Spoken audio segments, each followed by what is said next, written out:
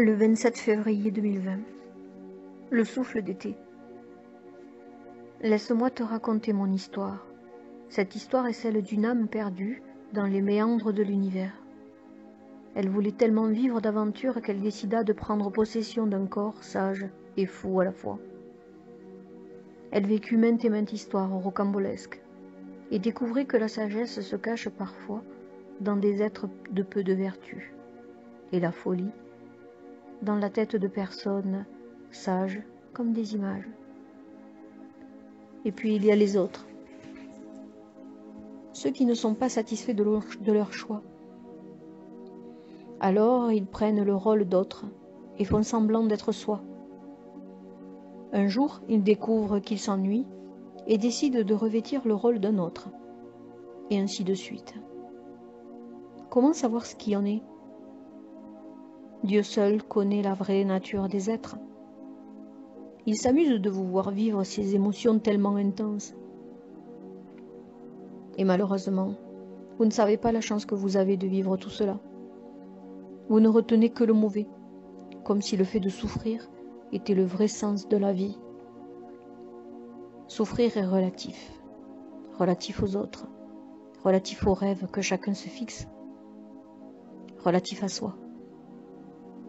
Certains peuvent supporter de souffrir toute une vie, avec des souffrances dures, très dures, insupportables. Et d'autres vont souffrir d'un simple contretemps, dans le plan qu'ils se sont fixés. Certaines âmes sont heureuses dans des contextes très difficiles. D'autres mettent fin à leur souffrance alors que leur vie semble idéale pour d'autres. Les incarnés ne sont jamais contents de leur choix. Dommage. Leur pouvoir créateur augmente leur malheur, car ils se focalisent sur ceux qui n'ont pas. Ton âme a décidé de s'incarner pour revivre l'amour. L'amour de la vie. Tu vis en agissant comme les autres, mais tu n'es pas les autres, donc réveille.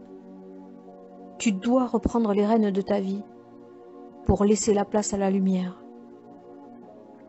Ton malheur t'a-t-il empêché de vivre l'amour ? Non. Tu accélères, bravo. Tu saisis les messages au premier signe, bravo. Donc maintenant, voilà ce qui va se passer. Tu vas ouvrir la voie à plus de personnes. Le nombre va être tellement augmenté que toi-même tu seras étonné. Tu vas avoir peur, comme d'habitude. Tu vas faire un retrait, comme d'habitude. Puis tu vas recommencer et personne ne t'arrêtera plus. Les Amazones vont exister. Elles seront le salut de la terre. Les hommes seront des travailleurs et les femmes organiseront le chantier de reconstruction, les lois, et n'accepteront plus les caprices des hommes. Les hommes reconstruiront d'arrache-pied les édifices pour abriter les enfants de Dieu. Les enfants seront enfin en sécurité, dans une unité de bonheur et d'amour. Ils ne seront plus soumis à leur peur et à la haine des autres. Ils ne seront que joie et amour. Le respect sera le maître mot.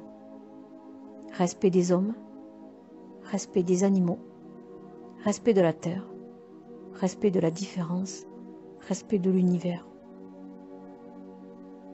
Le chaos sera inévitable. Nous souhaiterions le contraire, mais pour cela il faudrait éradiquer la peur et la haine.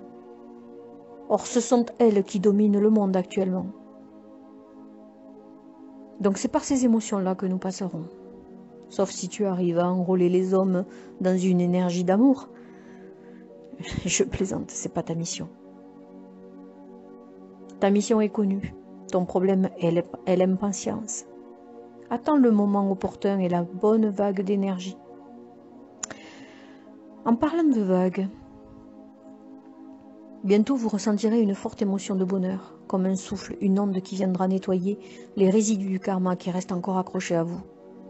À compter de ce jour-là, à compter de cette douche énergétique, le monde changera. Ce sera l'été, un vent doux qui vous frôlera sous une chaleur accablante. Et ce vent sera mon souffle, le souffle de Dieu qui sonnera la fin du cauchemar, pour tous ceux qui le reconnaîtront. Vous pleurerez, pour finir de vous laver de toute cette tristesse que vous avez vécue. Ceux qui pleurent déjà ressentent la fin d'une vie qui se termine, et les nostalgiques la pleurent. Ils la pleurent encore plus quand mon souffle les aura. Ils la pleureront encore plus quand mon souffle les aura fait basculer dans une nouvelle dimension. Alors ce sera le début d'une nouvelle ère. Fini les chamailleries d'enfants qui veulent le pouvoir et l'abondance. Ce sera l'amour et la paix qui prendront l'importance.